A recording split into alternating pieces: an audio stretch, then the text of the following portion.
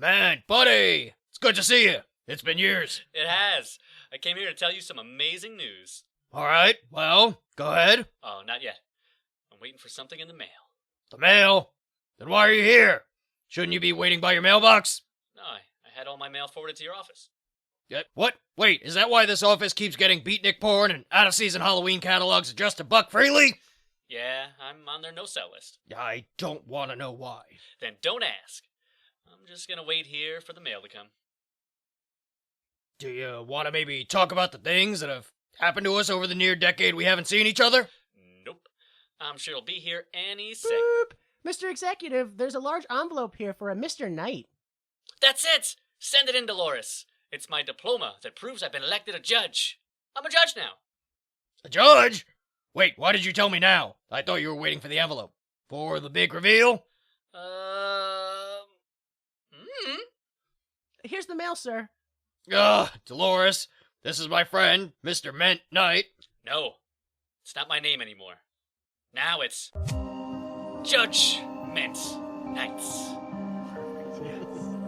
The worst one ever. How dare you! Irritate, flex perplexities, poise puzzles, magnify mysteries, impose inquiries, and coagulate quandaries.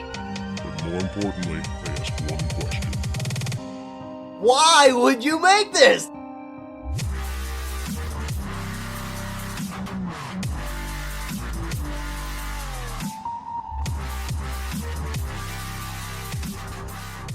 Hello, everyone. Welcome and thank you for listening. This is Why Would You Make This? The only podcast to forget why it is we're here, only to remember the horrifying truth right as you ask the question, why would you make this? I am Jimmy Time. I'm Time Commander on most social media. We are joined by Huge. What's going on, buddy? Sir, I am good. How you doing? You can find me most social medias, such as the Twitter, and I am at Atomic Huge.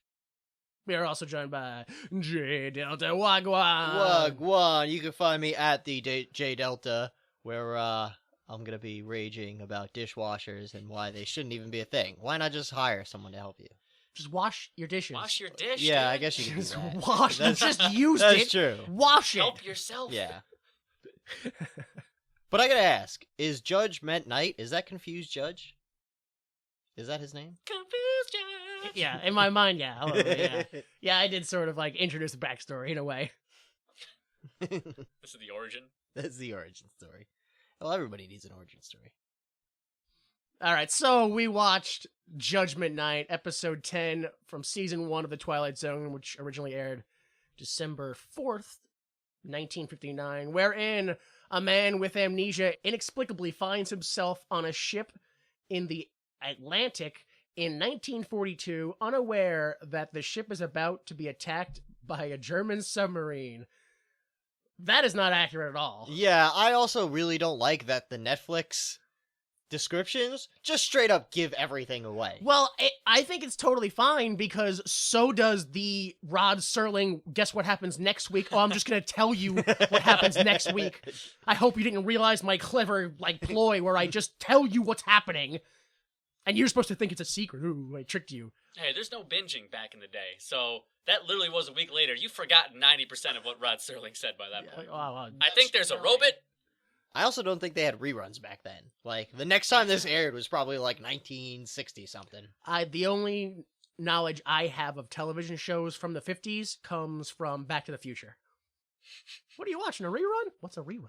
He talked about that in a book he did right before he died or something like that, where he said, Rod Serling, where he was saying how much of a problem it was, where he's like, a lot of writers didn't want to do their best writing for television because if it's not caught on that one time at that one 8 o'clock, they'll never see it again at the time. So that's why they wanted to, it was like, oh, you're writing for television? That's the, it's the most lazy writing possible. Yeah.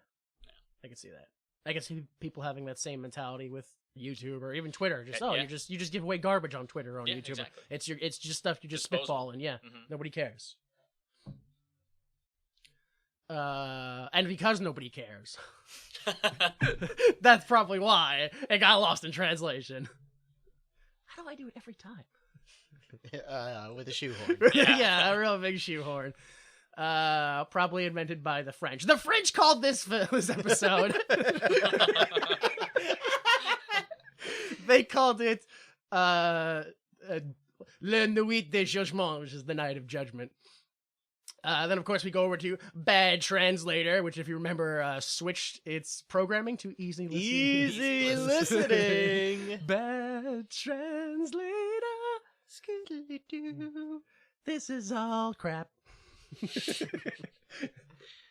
So they went ahead and claimed that this episode could have been called The Judgment Night, which is fine. It was called Judgment Night. Sure, added that in front of it. It could also have been called Assessment Night. Ooh. All right. Yeah, because you have to assess your situation. I thought of it more as like a tax professional. Oh, Dig that? yeah. Okay, sure. Well, it's a long voyage. Either way, it's going to be long. Yeah. It could also have been called Night Settled, which... No, it couldn't have. Well, it's like night court, but instead of going to night court, you just night settle instead. Night settle. There's a camp somewhere, and you like night settling. No. No. Wait, what? Oh, Settle. You settle. Right, A settlement. Not a settlement. Not like we're gonna go settle for the night. Go lay down and settle. Like, yeah, we're gonna come to a settlement, so we don't have to go to court. No, but like a settlement. Like, oh, on the outskirts of town, there's a settlement. All right, Oh no, fine. we're aware what a settlement is. We'll go to the settlement to settle this out of court. If that's what you want, fine. As long as it doesn't go to court, I don't care. Well, it could go to day court, right? Just not night court. Yeah, night court's crazy. You know when you're in a horse accident with someone else and you don't got any insurance, so you're like, let's night settle this. I'll pay you a little bit, a few shekels here. My uncle's a horse doctor. I'll fix it right up. Nice. Night settling is just using a gun. We'll night settle is blang, blam, settled. That explains why this episode also could have been translated to Night Solution. Just that night solution. Bam! Done. Fixed it in the nighttime. You know that German episode about the final night solution? I didn't want to go there, but there it is. That's what the episode's about. Not really. No. Going to Netflix, it's close. No. I want to know what you think the final solution was now. Yeah. Yeah, put it all on me now. Put it all on me. Yeah. Although, you know what? I think before you answer that, we should go to the truth hour to make sure that everything you say is completely true. I just missed it. I'm so close to rewriting the history books. Truth line, über alles. I am just ignorant enough to presume that's a Nazi theme song. I don't know. Could be the Russian theme song. Could be an American song sung in a different language. I don't know. It's whatever you want it to be. It's whatever. The truth is whatever you truth it to be. Truth it to me. Well, that guy was not the truth, though. Apparently he is. Oh no. Yeah. Well, we're sorry about that whole Watergate thing. Yeah. That wasn't my bad, yo. I am not a truth. Wait, now hang on, now I don't know what to believe about the guy. You can't trust him. Oh, and that's the truth. Yeah, but he says he's the truth. Oh man, this is... Oh, jeez. What a tangled web we weave. Oh, that's how you get Trump. You just take Nixon and make him lie a whole bunch. Look at that, wow. To the point where you're confused. But also, you believe it's the truth. So... yeah, and then you vote for him. Okay. Hit me with that big truth. This is the one occasion where everything we said in the Truth Hour actually was true. We don't have to change anything. Yeah, we don't have to change anything. No, so that's... We're on a roll so wow. All right, fine. So, Kurt Franz, a deputy commander of the Treblinka concentration camp, was arrested in Dusseldorf after 14 years of working as a cook. Just hanging out in Dusseldorf, cooking. Oh, he, wow, just flew under the radar for 14 years. Don't add wow to that, like you're impressed by, wow, that Nazi stayed free for that, like... It is impressive. Yo, he must be a top flight chef.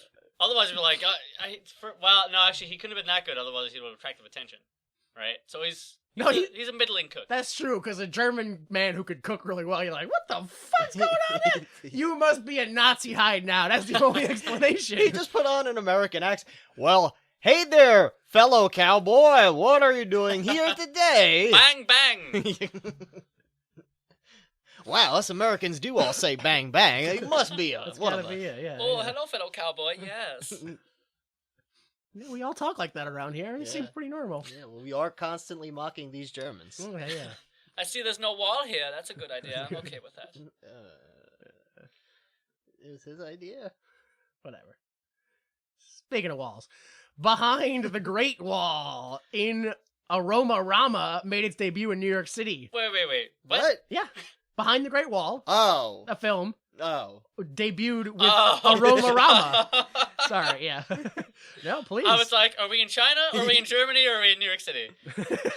Yeah, it was released in New York City. It was an Italian film, apparently, edited by a man to include various scents circulated through the air's theater. The Smell-o-vision. theater's air conditioning. Yeah, no, it actually was 3 weeks before Smell-O-Vision Oh, debuted. shit. Yeah, 3 weeks before Smell-O-Vision was Oh. Aroma-Vision, but it was like Betamax. It was like, Nobody was into that aroma get bullshit. that foreign trash out of here, Italian loser. Italian and it just all smells like garlic. Boo! Boo! I mean, yum, but also boo. This is delicious and I am angry. Really? All Chinese food smells like garlic? Really? Italian? Oh, it's Behind the Great Wall. Oh, so it's Chinese food. It's an Italian film about China, but everything still Can you smells change like Great Wall to alley? Then it will make a little bit more sense. Raj, just reread it. Just reread it. You got Behind this. the alley. Yeah, Behind the Alleyway in Aroma made its debut in New York City. Makes more sense. That's why it smelled like garlic. Thank you. Okay, good. Thank you. I'm glad that's all the truth. Yeah, great. He changed history. No, again, it's true. All alleyways in New York do smell like garlic. Oh, wow, yeah. So again, Yeah. there's no history being changed there. Next, what else do we have here? This is oh, I didn't write down any dates. I think this is like a few days before or after the 4th. Yeah, that makes sense. Before or after. U.S. President Dwight D. Eisenhower departed the U.S. for a mission of peace and goodwill that would last nearly 3 weeks and take him 20... Yo, we used to do that? Yep. Yo, we still do that. Went to 11 nations, yeah. That's what kicked off the 60s, and everyone was just like, yeah, we should all just travel all the time and live on people's couches, just like the president does. Because America was going bankrupt. The president was like, how do I cut corners? Well, guess I just got to bum on the couches for a while. Like, hey, what are you guys doing over here? Mind if I'm president for a while over here? I'm kind of bumming around. They didn't call him Dwight Couch Surfing Ike for nothing.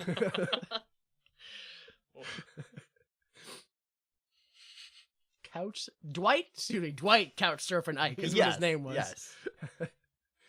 And then finally, what happened in Time local news was NASA threw a monkey at the sun.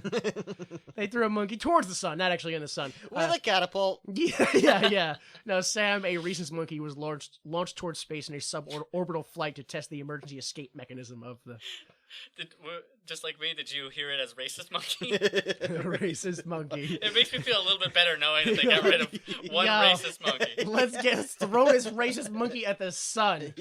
If he comes back, we succeed, but we also fail. He comes back, yeah, we got more problems to worry about. He comes back. If he comes back with super intelligence, great. That's what we want. Racist super monkey. Yo. Oh my god. Now we'll If just this send... racist monkey comes back from being thrown directly at the sun, I think we have bigger problems than him throwing feces at Then minorities. we'll just throw a non-racist human at the sun, and that'll fix everything. Balance it out. Actually, I'm pretty sure throwing a racist monkey at the sun and making him super smart is literally how Planet of the Apes happened. Ooh. Again, not changing any history. It's all Everything we've said is is factual so far. Factual. Oh, man. And finally, the only reason anybody is here. Yep. Because we're going to mybirthday.ninja. All right, #1 website on the East Coast. Online. East Coast. That's Yeah. how websites work. It's Yeah. on the East Coast. Just to let you know, still, because we mentioned this back in like episode 1 or 2, still, Mac the Knife by Bobby Darin is the #1 song in the U.S. But what you really want to know is that if you were born December 4th, 1959, you, in a past life, were a female, born near central England in the year 400, and you were a jewelry or watchmaker. I gotta stop reading these things halfway through. I was like, you are a piece of jewelry. Well, in that time, yeah, in that time. In the year 400, man, I don't, like, that was, what was England back then? Like, I was like, what was the big thing that happened in the year 400? And they're like, the Roman Empire split up. And I was like, I guess that means nothing else existed. that was it. That was it. We're breaking up the band. That's it. No more music. Also, in a brief psychological profile of your last life, you were always involved in new things. And you love changes, especially in art, music, and cooking. Which is why you were never a successful jewelry or watchmaker, because you kept changing stuff. Or maybe you were. Maybe you're like an innovator. Maybe people were like, I got this, well, you're a watchmaker or whatever. The joke works better with a clock. But you got this clock, and somebody else has a clock, and they're like, I got this clock, and it goes, coo! Every hour it goes, coo! And you're like, but what if it went coo, coo? And they're like, yo, trillions of gold at you, or gold doubloons right in your face. Yo, you stuck the landing on that one, my friend. I nailed it the whole time. I saved it and I nailed it. Yep, you right to the cross. Right to the... Oh man. All right. Now that we know everything about the past, let's go to the present with the best hour. Our favorite hour. Our favorite hour. The Troy McClure hour. How were you so hurt by that? No, I heard him as more being very happy, but he's like, our favorite hour. Oh yeah, it's our favorite hour. It's gonna get weird. Your idea of weird is always, yeah, spit in my mouth. Every time. That's what you... Hello, I'm Troy McClure. You'll recognize me from such Civil War documentaries as My Organs Are Falling Out of My Mouth, A History of War Songs for the Pipe Organ, or Alcohol for Arrows, Buyer's Remorse. Today, we're here to talk about what happens when the war is finally over. Yeah. Mm-hmm.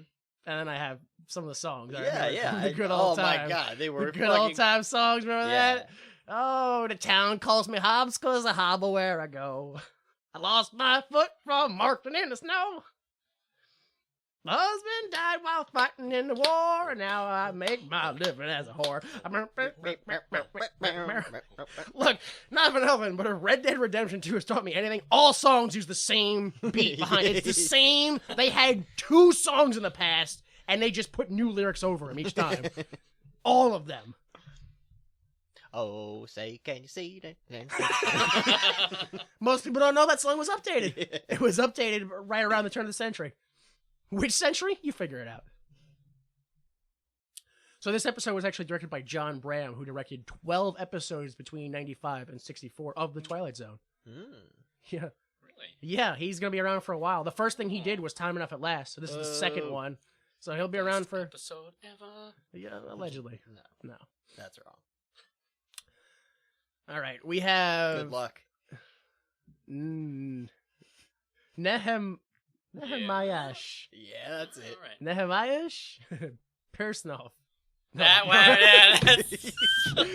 Persons. Yo, you're hard. 98% through that. Yeah. And you start adding letters. You just add the hard one. The one that's fucking gibberish. Yeah, you get. And One then you just... take. One take. I can still pronounce like Queen Methuselah and all that shit, but... Yeah, so what was it? Nehemiah Persov? Sure, okay. He plays Carl Lancer. He was in the 1959 Some Like It Hot. You probably will not recognize his voice from the animated An American Tail franchise. He played Papa in the whole thing. He was the dad of the American Tail, and then they go west, and then they go to space, and then they have to solve the mystery. Yep, there were ones after that. I didn't know either. Fightful Go West is the last one I saw. Nope, they went to space. I had the board game for Fightful Go West. And then they solved the mystery in London. Wait, they came back from space? Yes. They came back Wait from a minute, I space. thought the next one's supposed to be they go to the hood. Okay, wait, hold Oh, on. that's Leprechaun movies. So, yeah. Because American Tail takes place in what, the 18-somethings? Yeah. And then he goes west. How long Wait was a that minute. little mouse alive? I that mean, he at- went to space. At least until the 50s? When did we go to space? Yeah. 50s or 60s minimum. Yo, what is a mouse's lifespan? Apparently about 100 150 years. Yeah, about Gosh, 100. holy shit. And then who knows how long after the space race, because then they come back into a mystery in London. So I know this is very inaccurate, but how long after we went to the moon did we discover Sherlock Holmes? Because obviously that's the timeline they're presenting us with.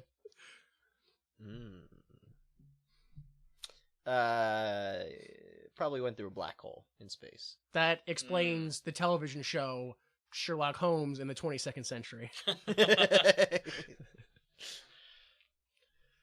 What else do we have? Oh, the guy, he also played a rabbi in the 1988 The Last Temptation of Christ. Glad we got that one in there. Yeah, you had to know that. Because I only mention that because he plays a rabbi in like 5 things, and that was his most famous rabbi role. Legit, I didn't know, despite the cast being in like order of fame, I was like, I really don't know who else to list in this episode. Yeah, it was Captain. Spoiler alert, the protagonist is also the antagonist. Yes. So I don't know how to even do, so we have Deirdre Owens, who plays Barbara Stanley. That's the secretary in the episode. Her, not the guy she works for. He's garbage. Don't list him. Yeah. This was arguably her most famous role. Actually, not arguably. It definitely was. I have not heard of anything else she's done. This is her most famous role. She stopped acting in 1963, and she died in 2010. So I have nothing on her. Patrick Macney plays First Order MacLeod. That's That's all good. wrong. That's all Holy wrong. shit. Yo, and you wrote it too. You wrote this. Yo, sometimes I wonder if you know how to read. I am. That's what those words say. All names are supposed to be phonetic.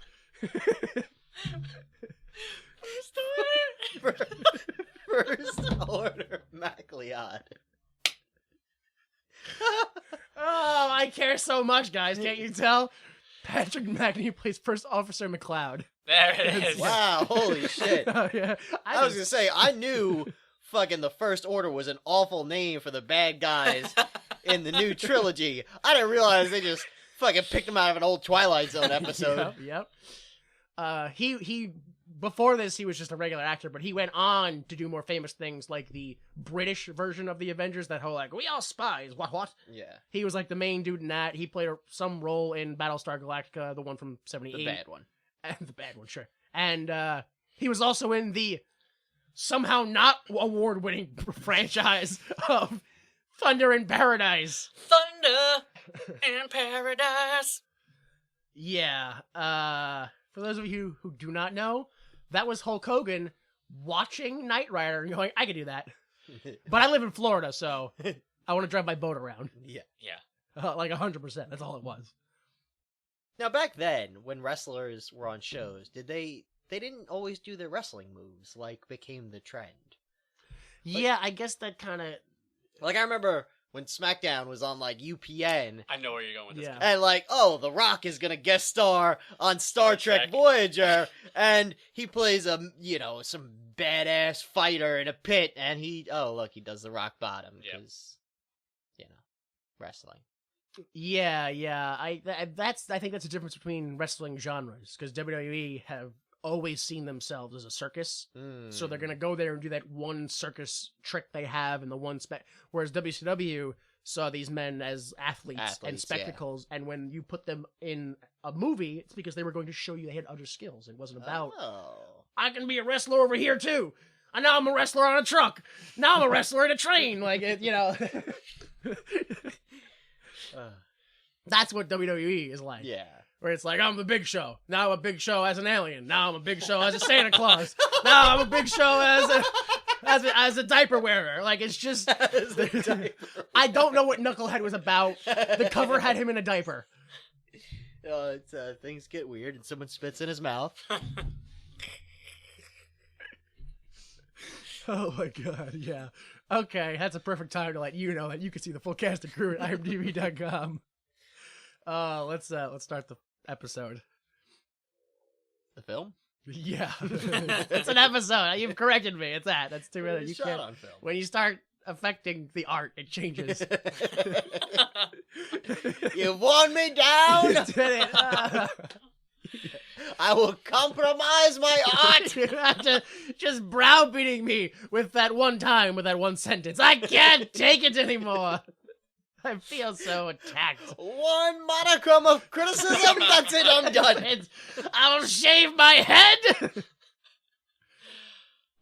Change my sexes. Artists have no bounds. Our art is everywhere.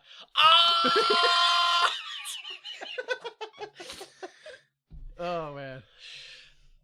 All right. So, all right, let's start. We do the opening narration. Immediately, I already stopped because I, of course, get confused. Which is, we start off with the opening narration. It goes, her name is the SS Queen of Glasgow. And I go, that's a terrible ship name. Aren't ship names like nautical puns and stuff like that? Like, aren't they all... No. Yeah! They're supposed to all be like horse names, where it's all like the electric eel slide. Yes, you know, the famous battleship, the USS Enterprise. Yes, that famous pun. I don't know what that was about. That's in the future. I don't get all their lingo in the future. So wait, every douchebag in the harbor that you see their boat, you think that's like... That's like part of the culture. You can't do it without being part of the like culture. military ships and everything? Yeah, like it's like the USS Bowie oh boy.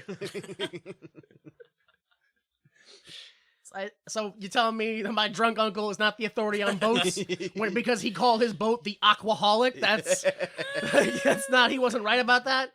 That famous German battleship, the HMS See You Later. I mean, I thought it was. I thought that was the case. Just C and U and later with an 8. Yeah.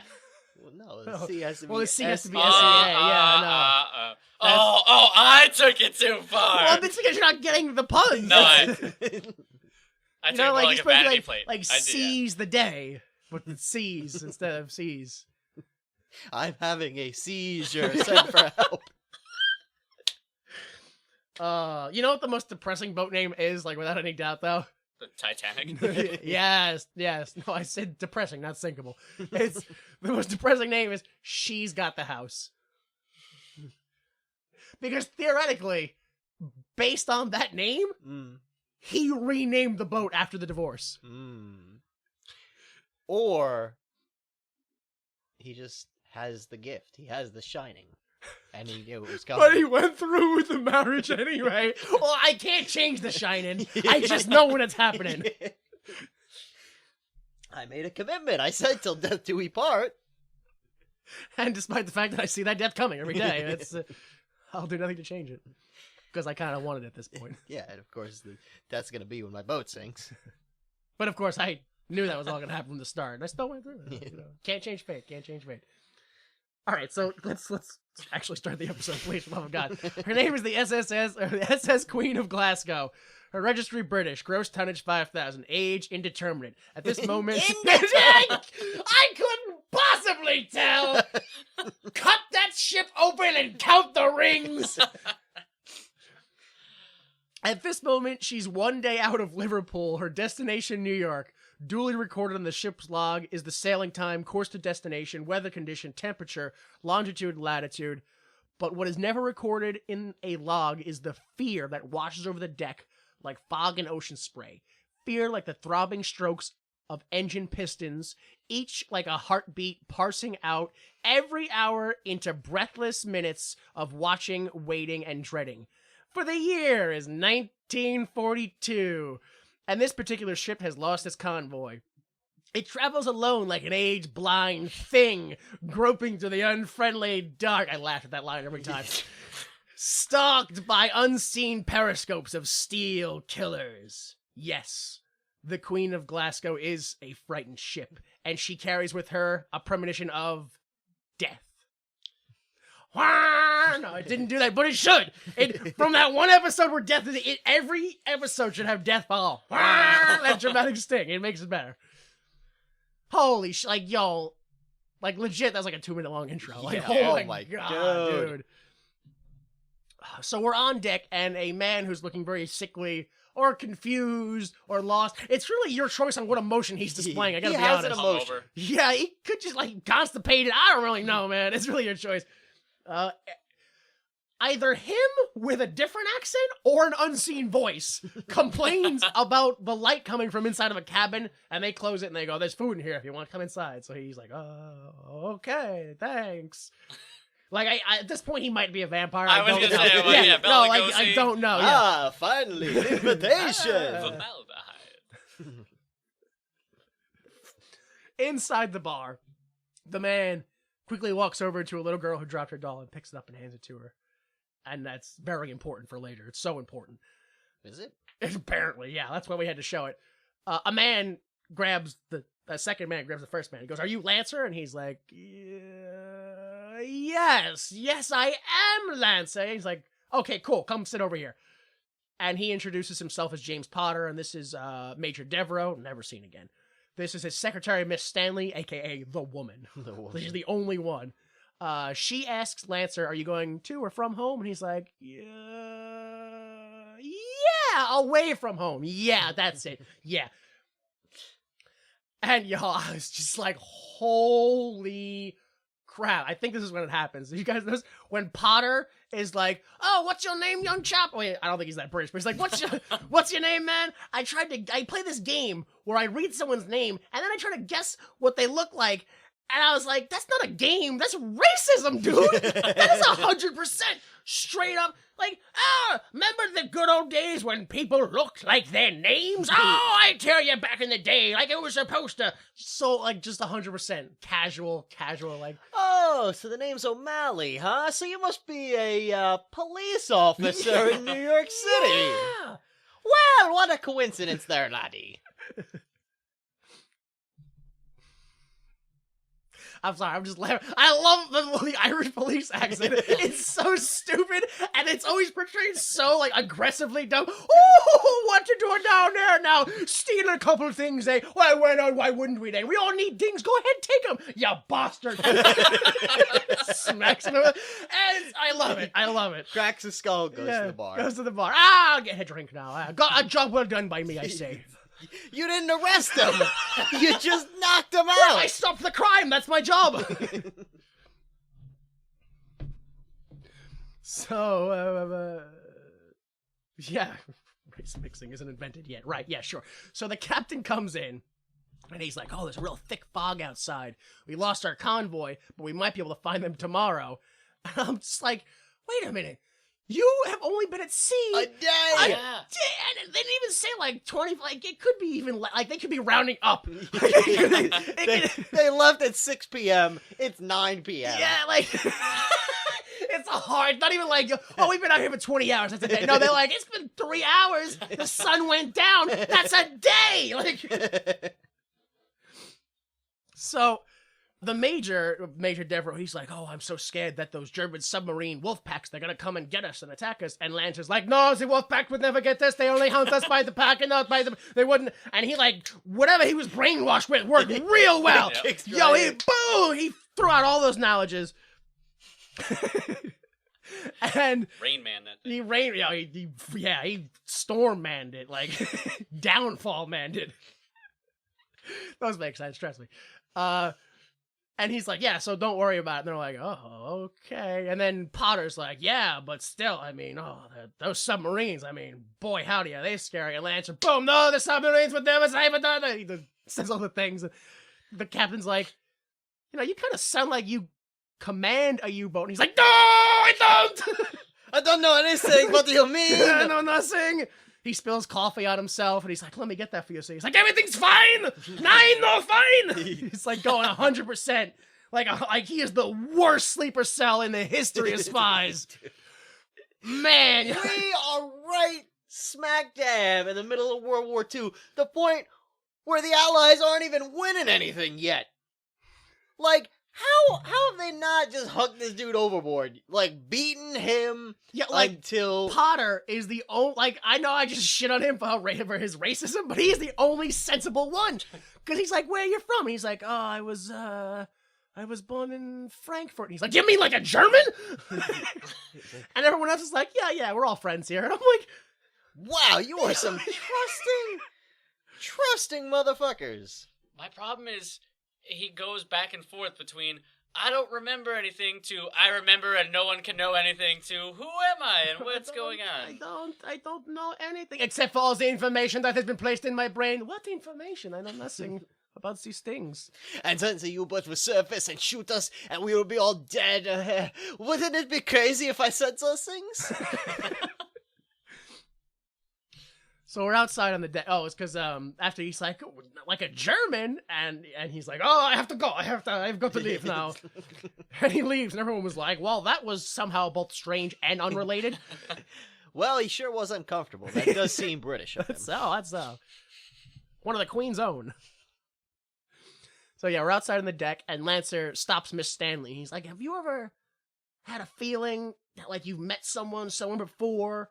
Like, and she's like, yeah, that's deja vu. And he's like, no, it's not. It's like this thing where you have this weird feeling, like the exact same thing that's happening right now. She's like, yeah, dude, yeah. Deja vu. And he's like, no, it's not like that. It's not like that. It's like I can't even remember who I am. And she's like, oh no, that's amnesia. He's like, no, but it's not like that. Because I remember exactly who I am. Because I can remember this one thing and this other thing, and that's it. So she's like, dude, that is amnesia. He's like, no, because I also have an insanely crippling fear that there's Nazi submarines right behind us. I can't take it. They're following us. Oh my God. And then, what was it? The first officer, Matt McLeod, he's like, Lance? He goes, yeah, what's up? How you doing? Yeah? Okay, I'll come with you. Like, he's having a full-blown panic attack. Someone's like, Lance? He's like, yeah. Oh. Hello. I am on clouds again. he switches from freaking out to fully sedated.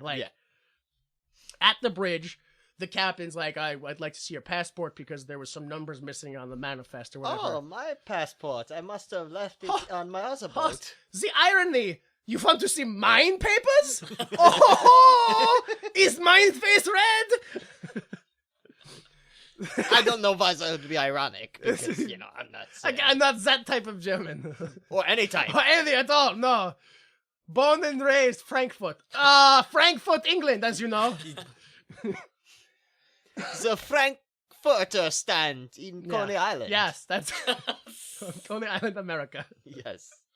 As we all call it back home. So, yeah, he's like, oh, sorry. The captain's like, can you tell me something about yourself just to put me at ease? And he's like, yo, my name's Carl Lancer. I was born in Germany, and that's it. That's all I got for you, dude. I don't know anything else. And that's all there is to know about me. And he's like, you don't want to talk about how you knew what seemed to be incredibly accurate information about a German U-boat? He's like, nope, nothing. I got nothing. Nothing's happening in my brain. Just a lucky guess. Yeah, and he's like, okay, goodbye, sir. Goodbye, goodbye. Keep an eye on him. Just watch him at all times. Holy crap. So we go back to the cabin. I actually had a hard time, figuring out this scene because it followed that scene, the cabin scene. Yeah. That I thought that he was now looking for his passport. Yeah. But to me, it more seems like the cabin boy, a day into the voyage, is just like, let me help you finally unpack your stuff. Oh, no, I took it as, I'll help you look for your passport, which you better turn up right now. Yeah, that's what I was thinking. But see, because the cabin boy, he's taking stuff out of a suitcase and putting it in the wardrobe. And yo, you want to put this hat in there too, sir? And he's like, it's well, I mean, weird... if he's looking through the suitcase anyway, he might as well unpack it. Yeah, that's what I mean. It was just a weird connection of things that happened. I was like, I don't 100% know why this scene exists other than the reveal at the end, obviously. Yeah. But I don't know what it was supposed to be set up. Like I said, the cabin boy helps Lancer unpack his wardrobe. And the cabin boy's like, oh, what do you want me to do with this war souvenir, sir? And he's like, I don't know what you're talking about, dude. War souvenir? What you talking? He's like, this war souvenir. He's like, nope, never heard of a war. This German U-boat captain hat. Don't touch things that aren't yours! And he's like, I'll put it away myself, thank you. And he looks inside and it says Captain Lancer, German, whatever. It's his hat. It's his hat, and he's a German submarine captain of some sort. And he's like, whoopsie. No, he's a little more shocked than that, actually. I shouldn't. I really downplay that whole found out I was a Nazi thing. So we go to the bridge. We go to the bridge. The captain, he's like, we need more power to the engines. But they're both being worked to death and needed a repair 2 months ago. So we can either keep the pace we're at and the Germans catch up to us, or we could blast it full steam and the engines will seize up in 2 hours and then the Germans will catch up to us. Yo, anyway. these people deserve to die. You left a day ago. Yes, you've been on the water for 45 minutes. There's 8 ways your machines are all destroyed, and you have a possible mole from Germany who might be trying to kill you, and you're like, he seems like good people. Let's get him some tea. You knew there were U-boats out. Like, you knew we were gonna, all right, full steam ahead. And you were just like, we could take some time. And, like, even if they were in the convoy, what were they gonna do? Like, all right, everybody, slow down. We're gonna take a break. If more people would have been attacked at a time. Well, then I got a better chance. Is that what it is? It's just like a more pack bodies, mentality. more bodies to float on. Oh. More wood doors to sit on top of. There's like one boat all the way in the back that's set up like Home Alone, and it's like there's a party going on, like all the cardboard cutouts are spinning, so the Nazis go, oh, that one, attack that one. That's the one that has all the dysentery, or the dignitaries. All the dignitaries who have dysentery. It's a special type where they have to party 24/7 or they die. Oh, man. All right, so yeah, for some reason, you cannot just turn the engines on for an hour and then turn them off. Or like, there's no middle ground. It's either full blast or we're fucked. That's it. So we go to the bar, and Lancer's like, the engines, they sound strained. There's something wrong with them. And the bartender's like, nope, that's totally normal. This place is a crap heap. And Lancer's like, it's 12:05. Something's going to happen at 1:15. I was like, right? Okay. He's like, I just know it. I know 3 things. And that's one of them. And all of a sudden the engines stop. And he's like, they stopped. Oh my God, what's happening? And the first officer's like, no, they're going to fix them in no time. Everything's fine. Don't even worry about it. And he's like, no, we're just going to drift until 1:15. Flash forward. So he also keeps drinking till then, so. And the bartender just left. Yo, like, bounced 100%. What is your job on the ship? To maintain and serve the alcohol. From the hours of 8 p.m. till midnight. Then anyone could do it themselves. Thank you very much. So 1:15 comes, and Lancer loses his shit and insists they all abandon ship. But he waits till the last minute. Yeah. Literally the last. He could have been this whole. Hey, just so you know, got a bad feeling. 1:15, something bad might happen. Maybe we should just be like prep, just in case. Instead, 1:15, everybody, right now, you have to go. But he notices that everyone's gone already. Like, there's nobody in the bar. There's nobody. He's like, what? Probably because it's 1 a.m. and people are sleeping. That's why nobody's around. For sure. Maybe it's because it's a weird, twisted world where magic happens. Ooh! I don't understand what time zone this is. Oh, that's the problem. Mm-hmm. But which 1 a.m.? There's so many 1 a.m.s. Oh, yeah. It could really be any of them. I mean, if he was the U-boat commander and he knew something was happening at 1:15, it would be 1:15 German time. You don't know enough about time zones to make this No, work. I know they're different time zones. I've heard of time zones. I can Yes. figure this math out. There are at least 24 of them. Oh, I hope that's right. I love how he was worried that the follow-up was going to ask him about many. He's like, there are at least 24. I'm aware of 4.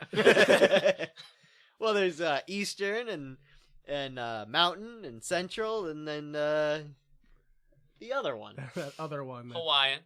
What? No, I don't think it's called Hawaiian. Yeah, it's Hawaiian. It's called Hawaiian? Yeah. They have their own time It's zone. the only thing out there. Man, what a crazy world. Crazy, crazy world. So accepting. Man, world's crazy these days. So Lancer runs outside of the boat onto the deck, and he's just screaming. Or actually, he runs outside, and a spotlight hits his face as he's screaming, "The U-boat's here! It's here! The U-boat!" Ah! He is like, yo, if 100%, if there was no U-boat, there is now. Because he's screaming so loud they could hear it from underwater. Like, it is insane.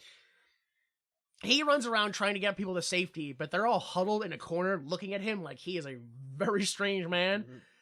And then they all disappear. Ooh. So Lancer runs around the deck screaming for the passenger, or screaming the passengers' names. Like, Mr. Stanley, Captain, whatever. Woman. They never answer. A light shines on his face.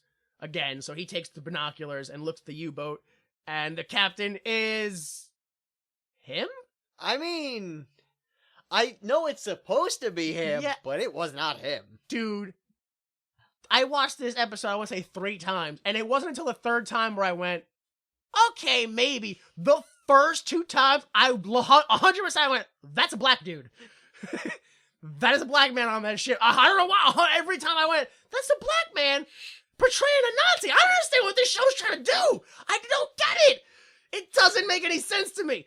Every time I saw it, I was just like, I don't know what's happening in the story now. Yeah, I don't think it was the same actor.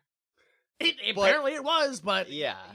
I think they shot it at 2 totally different times. I think whatever that last part was, like months apart, months apart. Like he had a kid and the stress hit his face, and he was just like, I'm tired all the time. Let's film this thing. That's why it was at night, because his kid was awake all during the day. Okay, good. I'm glad we all agree. So it's him. He's the captain. Oh my God. The boat opens fire. The U-boat opens fire. It destroys the passenger boat or whatever boat that was. I really don't know what that boat was. It was a boat. It was a boat that had cruise. A captain, Uh-huh. a major, Yep. his secretary, and then a family. Vital war effort. Like, this was their first attempt at evacuating, like, the whole country? Like, what? Like, We'll try small. well, it didn't work. Don't evacuate. Oh, so, yeah, the boat gets destroyed, and there's footage of men scrambling on top of a submarine, and then there's some other, like, near unviewable object splashing in what may or may not be liquid of some type.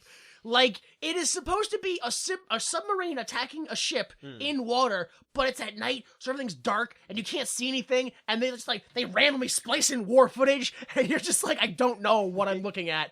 Is the ship sinking? It looks like something went up in the air and then, like, down as if a ship capsized. Maybe that's what happened? Yeah. That was quick, in my opinion. I don't know a lot about ships. Titanic took a while, I'll tell you that. So, I'm just astounded that during the attack sequence, like, the people are back and we see, like, the woman die a horrible fiery death in the cabin. Yeah. Yes. Like, holy shit, they're showing this? 100%. In 1959, that woman just got roasted alive in front of us. Yeah, like, I don't understand, like, they just couldn't hear him anymore? I don't know. Did he not exist? It was just like this point of like, where if I, like, that's why the amnesia has to happen. Because if he can remember that, he'd go, this is the shittiest death in the world. Like, what are you... Oh, yeah, everything's the woman's on fire and stuff like that. Yeah, everybody's dying. I'm screaming, help, help. And everyone's just like, I'm sleeping for some reason. I can't hear you. And, like, it's just the weirdest. It's so weird to me. I swear to God, at one point, some guy gets taken out by the ship's mast. Like, that doesn't make any sense. Yeah. And then the band Titanic, was like... Listen, that's fine, because both this ship and the Titanic shouldn't have had masts. So, either one makes the same amount of sense. It doesn't make any sense. Right? The boat is being capsized for whatever reason. I guess he doesn't want to wait. Lancer just jumps overboard. I'll die over there instead. They show us the doll that he picked up, and like a little girl's hand goes to reach for it from underwater, but oh, it's too late. She's dead. I guess, like, literally, he jumps in the water, we see the doll, we go back to his face, he swims away, like, into, like, just off-screen, and then the ship sinks, and we see war footage of people, like, getting in the submarine, like, pushing gears and turning cranks. Like, it is 100% war footage. Yeah. But, like, in my, like, it wasn't definitive enough to the point where I was just like, so he just swam to safety. And, like, because you didn't see him go blip, blip, blip, like, you didn't see any indication that he died. It seemed like he just went, I'll just swim over there and let them deal with this whole thing. I don't have anything to do with that. What an optimist! Middle of the Atlantic Ocean, a day away from England. Dude, I'm sorry, it just was not clear enough for me. There was an option that he could have survived. It wasn't clear enough to me that he was the Nazi. Like, I was like, oh, like, first off, I didn't see him do any Nazi things. Look, first time I watched it, I went, why is there a black Nazi? I don't understand. Because that's what the guy looked like to me. I'm sorry, that's just what that looked like. The second time I watched it, I went, oh, the Nazis have cloning technology. That's the twist. Like, I legit just refuse to get this story. I refuse to understand it. I think someone explained it to you. I'm glad they put this hardcore explanation at the end. Because it was a lot. Like, they really spelled it out at the end here. Where the machine dives back underwater and Lancer's, he's in his cabin humming a tube. Like, Nazi Lancer, not the one that I thought might have survived. Because, see, this is why I wasn't sure. I thought, like, maybe that was some other dude, and then Lancer swims away, and it turns out, oh, he was the Nazi the whole time. I infiltrated the ship and did a good job. Yes, 100%. That is what I thought happened, and they just didn't mention the other captain of the U-boat ever again. I was beyond getting this. Excellent job, temporary captain. You can go back to your quarters.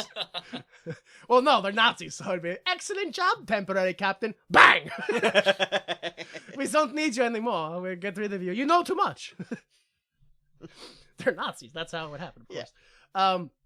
So yeah, Lancer is humming a tube in his cabin, and he admires, oh, what was it, 5,000 tons, 500 tons, I forget. That's a big ship. That's great. I don't... Like, him saying that opened up a world of confusion to me of like, wait, like, do Nazis like have points, like Nazi points, where it's like how heavy this shit? I was just like, what weird like quota did Nazis have?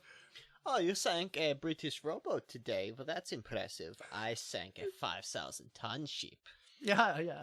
Of but course. Did your ship have a mast? It doesn't even matter. Like, who was in the rowboat? The president? Well, mine had 16,000 pounds of cheese. I think I win. They're heavier. The cheese is heavier. I win. Thank you. My kill was more important than yours. The president's rowboat. That was back in like Washington's day. Like, we have Air Force One. They had Rowboat One. Like.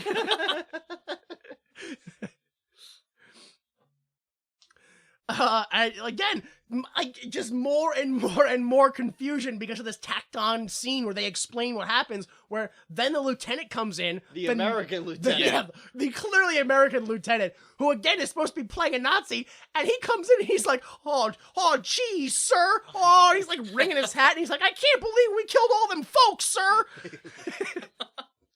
It's just like, you're a Nazi. What are you talking about? Lancer's like, they would have given away our position if we gave them a warning first, because apparently that's the Nazi code of ethics in this. Like, I'll kill anyone so long as I know it's coming.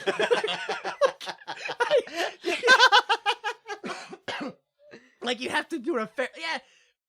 You know, it's like we killed all these women and men without warning, and I have to wonder, are we damned by God now? Are we damned? And Lancer's like, you superstitious fool. All right, yo, go ahead. We're damned. We're all damned. What now? What happens now that we're damned? Go ahead. And he's like, I don't know. Maybe we die that same way we just killed all those people every night for the rest of eternity, over and over again, forever. And Lancer's like, oh, shit. And he's like, uh-oh, it's like, I just realized I felt that'd be a terrible plot. Yeah. I mean, who would watch that show, honestly? Stares deadpan at camera. You know what I think would be better? You give me a monkey. That would sell. That would sell. Yes. Me dying on the ship every night, but also monkey. That would sell. I think, yeah, we'll do that show, and you'll get paid for it. Thank you. Come again. Is the monkey racist? If we can steal that one, yeah. Well, it's a Nazi monkey. So, we also forgot to do the closing narration. Super important. That really, really wraps up the whole episode. The SS Queen of Glasgow heading heading for New York, and the time is 1942. For one man, it is always 1942, and this man will ride the ghost of that ship every night for eternity. This is what is meant by paying the fiddler. No, it's not. What? This is the comeuppance awaiting every man when the ledger of his life is opened and examined, the tally made, and then the reward or the penalty paid. And in this case of Karl Lancer, former Captain Lieutenant, Navy of the Third Reich, this is the penalty. This is the justice meted out. This is Judgment Night in the Twilight Zone. Boo! Boo! Boo! Like 100%. This is the worst episode so far. Yeah, this is like without a doubt. Look, if you're gonna sit there and argue with me, then I'm not gonna let you argue with me until you first explain to me how the episode was so good. I thought Nazis had cloning technology instead of the actual story. How could I have possibly misconstrued it that far? How was the story that open to interpretation? There's no way it was good. I cannot defend this episode. No. In no way, shape, or form. No, I don't. And there's a lot of things that, it's hard to sit here and go, oh, it's the Twilight Zone. Because part of the Twilight Zone is that they just trick you. Yeah. Like halfway through the episode, the captain's like, I don't like that guy. Keep an eye on him.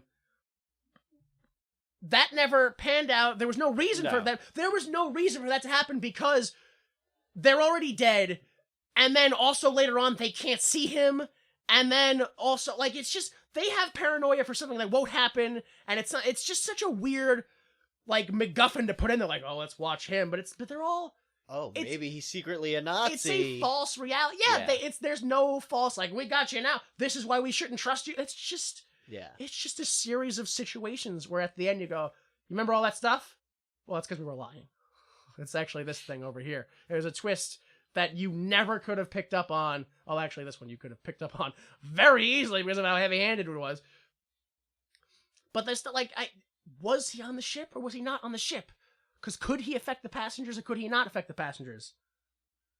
Because he was yelling, but they couldn't hear him. But then he's staying there eating dinner, and they're like, he seems suspicious. Let's keep an eye on him. It's just that weird juxtaposition of what is the story and what is not the story.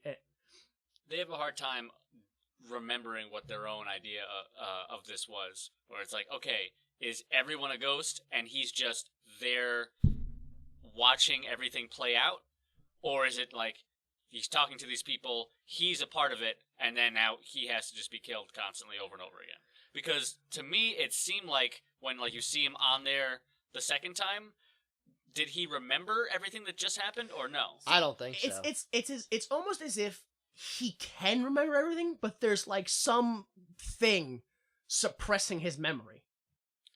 Because he has a vague understanding. The biggest problem I have is from the standpoint of the, not even forget about the whole, it's the mystery of the Twilight Zone. From the standpoint of the story they told us, a Nazi stalked and attacked a ship.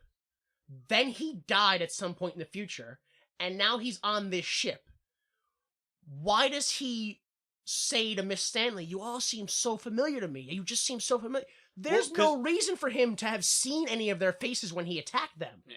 So that would have to be him remembering the punishment. This isn't the first time he's been through this, so he's somehow having flickerings of remembering other times have gone through the same situation. Yeah. But, if it's ooh, God is punishing me, it doesn't, he doesn't have to have ever met them or remember them. It's it's the actual people. I think that's the idea, but I saw it more, I don't know if this is how you were seeing it, was... Yeah, please let me know if I don't make any sense. The way I saw it was, he probably lived another 50, 60 years and had to see all these news stories of all those people that he killed, and then died, and is just playing that all over in his head. I can't imagine that he would be interested enough to look that up. Yeah, I guess that's true. Yeah, I just think it's oh, this is his eternal punishment in hell kind of thing. That's my biggest problem with it, is because, let alone, I just don't understand hell. I don't get it. I did bad stuff. I dead. Now you torture me. Yeah.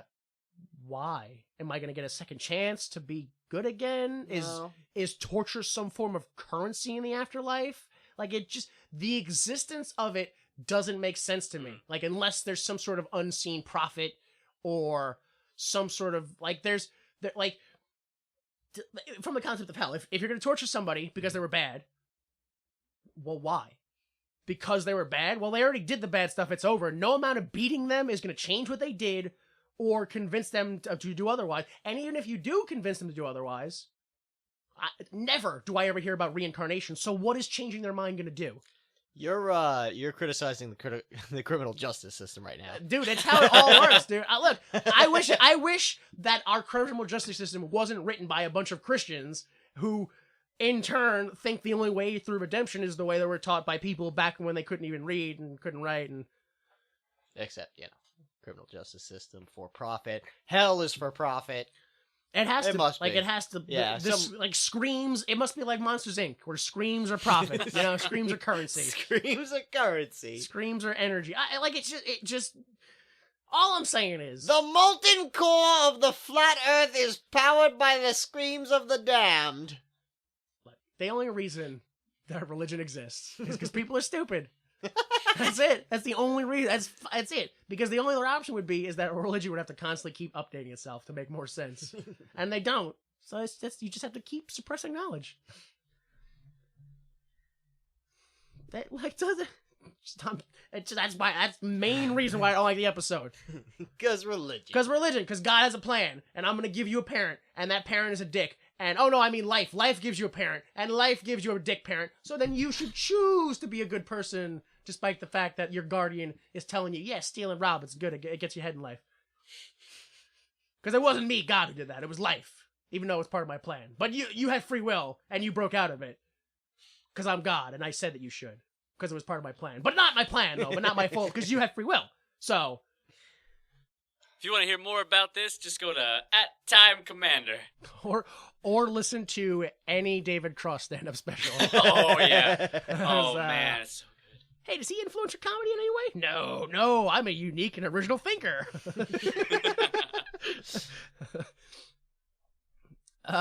Yeah, so what'd we say? If you believe in religion, you're dumb.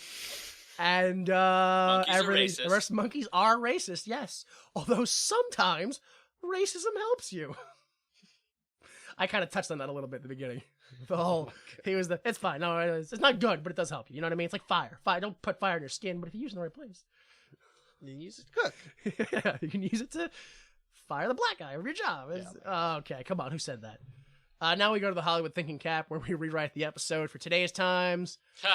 Yeah, what do you got? Yeah. Go ahead, what do you got? All right. Yeah? Hey. There it is. How are you? Was that? Did you forget to do some things? I couldn't think of anything that would make sense, because first I was like, oh, maybe there's something with a plane. I was like, no, they did that one. It's like, I'm like, okay, a new form of like a new transportation. I got nothing. Do you have anything, Delta? Anything at all? Yeah. So I mean, like, my vague idea was just, the you update it for today, you can make it the let's do like Afghanistan or Iraq, like 100% what I have down here too. Yeah, you do it like one of these chopper or plane pilots who just like they see a little glowing dot on the screen, they're like, yeah, nab me some tango, blah blah blah, and just like gun people down. Mm-hmm. And then you do the whole when he dies, he then goes and he's living in the village and is introduced to the people, and oh my god, these are sweet, adorable, innocent people, and I'm a monster and a piece of shit, and now I gotta relive this forever. Everything I have written down here, except for the fact that this episode was in 1959, and they went to 1942 because of World War II. Yeah. So I figured we could do the episode somewhere between Vietnam, 1980, and now. Yeah. Because that's how long that war's been going on, and we've been wango-tangoing them.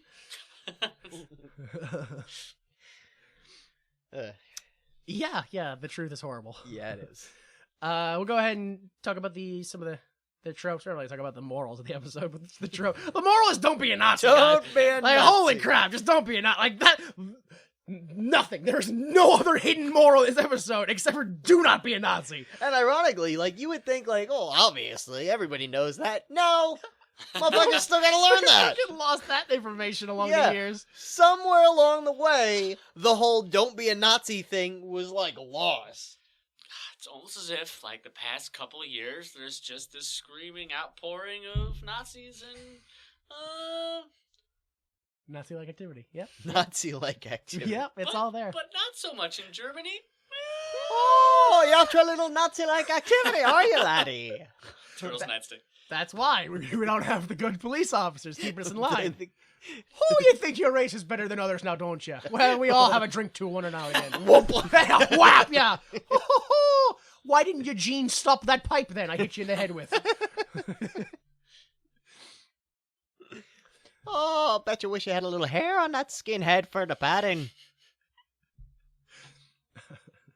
All right, so some of the tropes are like super obvious from the start, which is like the ominous fog, and that which is called the other one's called pet the dog, which is when someone does something like super nice, like when the guy was like, oh, pick up this doll for you, little girl.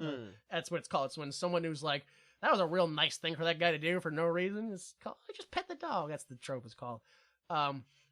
But the problem I had with this episode is that all of the tropes they all came at the same time. Oh, yeah. Which was the reveal. Yeah. The reveal was that he was a Nazi, and it was him all along, and that he was the bad guy, and that it was his mistake, and that it was like, asshole victim, death equals redemption, I hate past me, tomato in the mirror, oh my god, what have I done? Hero realization, all of them at the same time, all at the same moment.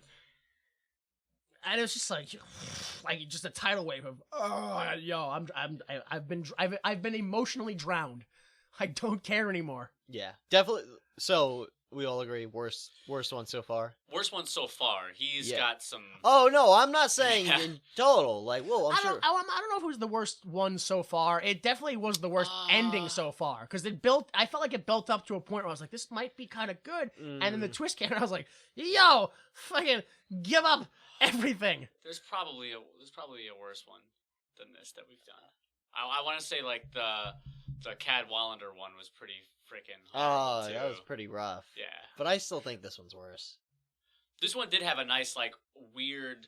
I don't know why I'm always going back to the camera shots, but like it had to have been like one of the first times they do it, where he finally freaks out because he can't find anybody, and then it goes from like, oh, this is interesting that they're doing this camera shot to like the stupidest shot in the episode where like the camera's at the very, very back end of a hallway and it's a really tight shot. He then goes all the way to the end and starts screaming and screaming and screaming. And then I was like, oh, this is pretty cool. Like they're just following him. This is there's no cuts.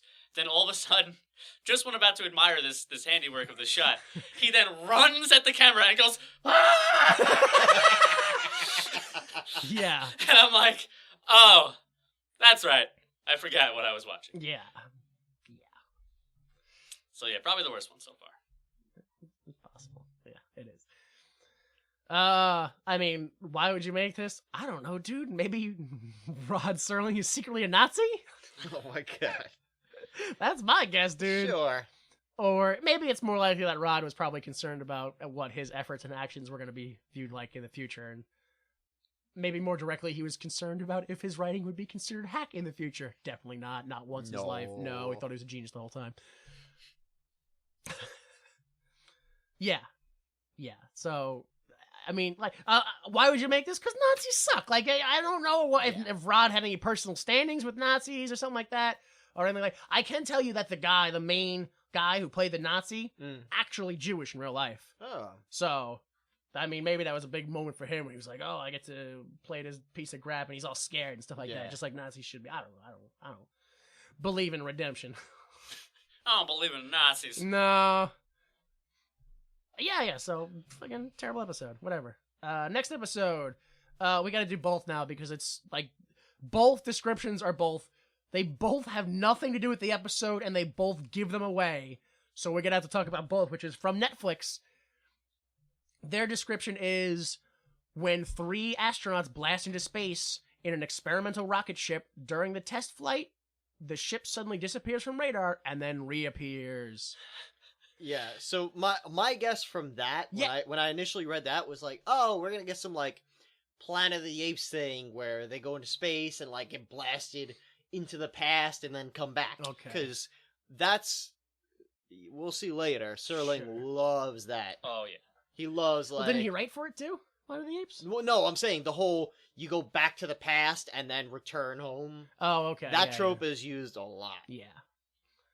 Yeah, from the Netflix description, I thought it was going to be kind of like The Astronaut's Wife. You guys remember that movie we did? Yeah. Nope. Johnny Depp and Charlize Theron. Yes. And husband went into space, disappeared for a second. It turned out it was aliens the whole time. Yeah. I thought it was going to be something like that, where it turns out it was aliens the whole time.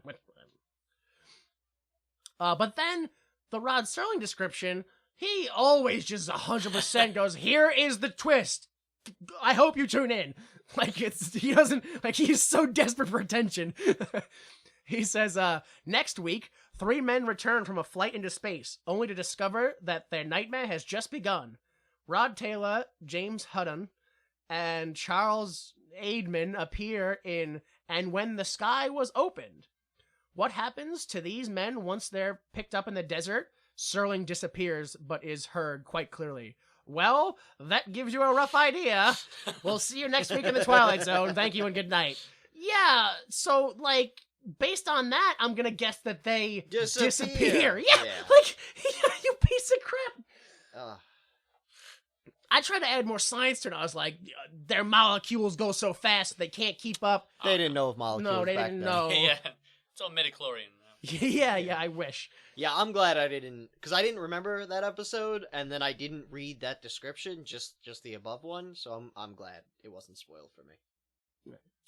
Yeah, the next one is the first Richard Matheson one. Yes. So quality. What is that? Well, Richard Matheson did a ton of stuff. I Am Legend, among others. Oh, okay. Haunting of Hell House and stuff like that. Oh, you're saying he's the director? He Or the writer? wrote The writer, He wrote or like the story. Yeah, was and based he's on. wrote a few Twilight Zone ones. Okay. All right. Cool. So hopefully it'll be a good one. Yeah, so join in for that. Join us for that. VictorProWrestling.com. Victor Pro Wrestling returns live to, by the time you listen to this, sometime in February. I don't know. You look it up, you lazy jerk. VictoryProWrestling.com. Check it out. You say that, but there's probably nowhere they can look it up. Yeah, VictoryProWrestling.com. For real? Like on the website? They update that stuff? Yeah, they do. Okay. I presume that whole company's dead. You can follow me on Twitter at DJ Delta, and you can ask me. I might not tell you, but you can ask me. You can do whatever you want in America, baby. That's right. Seriously, anything you want. It's awful. We really need to put a stop to it. Yeah, no, it's bad. Like the whole "don't be a Nazi" thing, that is gone. Remember the message. Forget 9/11. Remember, don't be a Nazi. If you can remember both, that's cool too. Just try to. I presume they can only handle one thing at a time. That's why people used to tie strings around their fingers to remember a second thing. But it never worked. It never worked. Do you have anything? Yeah, you can follow me again on a lot of different things on social media by looking for or searching for the term chronically enfeebled, and or just on Twitter at Atomic Huge, where you'll get plenty of my weird writing about all kinds of, I don't know, fucking bullshit, man. Just fucking check it out and just do me a favor. What does enfeebled mean? Chronically enfeebled is like you're constantly, like, for every second that you're awake, you are socially awkward. Oh, kind of like a thing. It's anxiety. Like in everything. Anxiety. Basically anxiety. Yeah. Yeah, it's like, like an example. You're a crippling mess and no one will ever love you. I get it. Yeah. Yeah. Speaking of the choir. What? Like right there where he says, speaking of the choir, boom, chronically enfeebled. Live the brand, my friend. Live the brand. Now I gotta do things? Oh, boy. Yeah, no. Just, yeah. The more you know. The more it hurts. Yeah. Wow. Oh. All right, come on now. We're supposed to wrap up on a happy note, aren't we? Well, you're the last one, so go for it. Yeah, go ahead, do it. Bring us home. Cheers up. Tomato sauce. It is delicious. I'll agree with that. Okay, there you go. You could tell us your favorite brand of tomato sauce. Let Jimmy Time know at Time Commander. You let us all know at WWYMT on Twitter. Yeah, do that. Tell us your favorite tomato sauce. Whether it be your grandmother's or a brand specific. Yeah, I mean, if it's like a good recipe, like homemade, like just give us a recipe. Yeah, please. I only like the sauce that comes under the cheese on Elio's pizzas. I scrape them off and I put them into my spaghetti. It's the only way I can live. All right, so go to www.ymt.com for all things Why Would You Make This, including a link to this episode to download for free if you don't like to use iTunes or Google Play. You can also find a link to the YouTube where there's some things up there. The intro music is Falling Off Your Love by Kill Paris. For Huge and Delta, I'm Jimmy Time. Please remember, without the mistakes of others, we'd be forced to endure the pain of failure ourselves. Support the arts. The preceding recording is for entertainment purposes only, and the views expressed in this podcast do not necessarily represent the views of Why Would You Make This, its owners, employees, or associates.